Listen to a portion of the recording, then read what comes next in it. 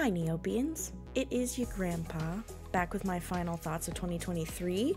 We have had some crazy events in the second half of 2023 on Neopets.com, and it has given me a lot of hope for the future of the site. So, I put together a short list of bucket list improvements I would personally love to see in 2024. Am I realistic in my ambition for the site to improve? I don't know. Probably not. But I do feel like I have really good ideas. Some of these ideas are mine, and some I've gathered from my more intelligent Neopet playing friends. I'll be sure to credit them.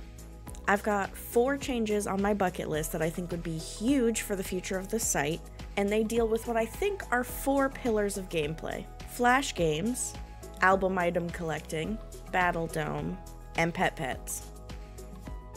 Let's start with Flash games. This idea actually comes from one of the beautiful and brilliant developers of the fan site Grundos Cafe, Ben. Ben actually brings this up in the Neopets Holiday AMA, and I've been thinking about it ever since. Ben says, right to CEO Dom, "We need better rewards for Flash games. These rewards can come in the form of more NP or even items for hitting high enough scores." It's actually a mechanic that has been implemented over on Grundos Cafe, and I've been enjoying it a lot as a new member of the fan site. For example, Ice Cream Machine, my favorite game, awards 3.1 MP per point when you submit your score. So if you average around 10,000 as your score on Ice Cream Machine, that's 30,000 NP for one game.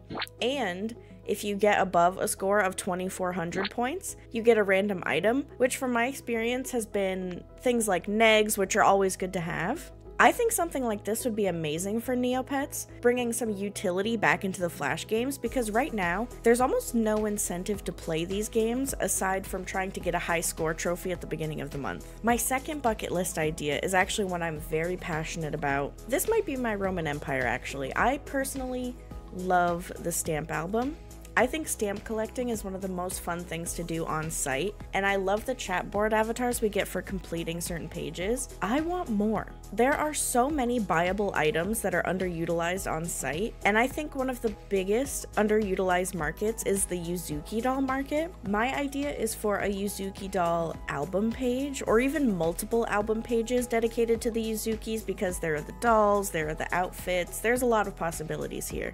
Turn those babies into actual collectibles so that we have more excuses to collect and hoard, and also drive some demand back into the market, and give me some avatars for my time. It doesn't have to stop at Yuzukis either. We could have an album page for things like snow globes found in the toy store, or the collectible spoons that you can find in the gift shop. I could go on. I think the album is a really fun way to engage with Neopets and collect things and show off our hard work, and I want more pages.